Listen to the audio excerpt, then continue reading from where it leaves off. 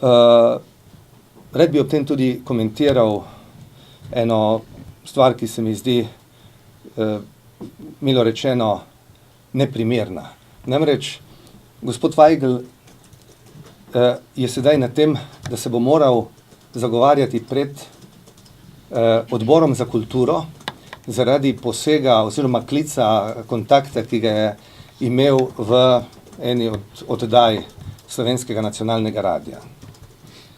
Milo rečeno sporno, če ne sramotno, je dejstvo, da je Slovenska demokratska stranka gospoda Janeza Janše sprožila postopek proti človeku v trenutku, ko je tvegal in je hodil po robu zato, da bi zaščitil slovenski interes, ko je posegel v primeru, ko je strokovnjak iz Maribora odkrito agitiral proti slovenskim interesom, pri čemer je strokovnjak in analitik iz Zagreba pač skladno s svojimi prepričanjami predstavljal svoja stališča, ampak ob dejstvu, da je šlo za občutljiv trenutek, ko nacionalni radio ni čutil za potrebo, da bi uravnotežil sestavo, in ko se je gospod Vajgl izpostavil v tem primeru, se je SDS-u gospoda Janeza Janše zdelo potrebno, da sproži postopek proti gospodu Vajglu zaradi tega posega, ko je omogočil javnosti,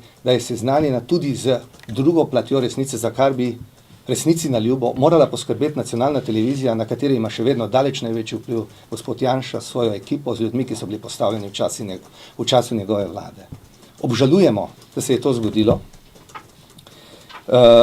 Posebej zato, ker ni bilo takega posredovanja v številnih drugih primerih v preteklosti, ko bi bilo pa potrebno, ko je šlo za kakšne aktivnosti proti slovenskim interesom. Takrat pa se žal niso oglasili. To obžalujemo.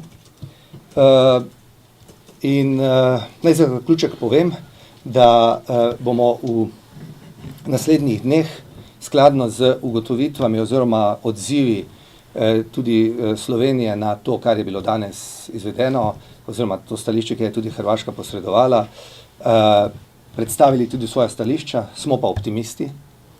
In še enkrat poudarjam vsem poslancem, poslankam, državnim svetnikom in svetnicam, civilno-družbenim skupinam, strankam, izven parlamentarnim in drugim, ki so kakorkoli pripomogli za to, da je državni zbor sprejel te zavezujoče sklepe.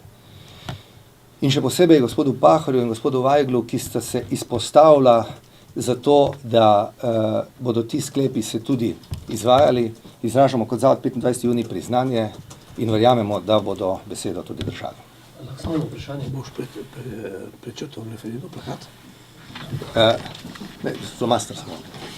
Jaz bi reči simbolno povedal tako, da če se bo pojavil tak plakat tudi kje drugje, kar se tiče stališča Zavoda 25. junij, referendum o vstopu Hrvaške v NATO ni več potreben, ker so bili na drug način zaščiteni vitalni nacionalni interesi.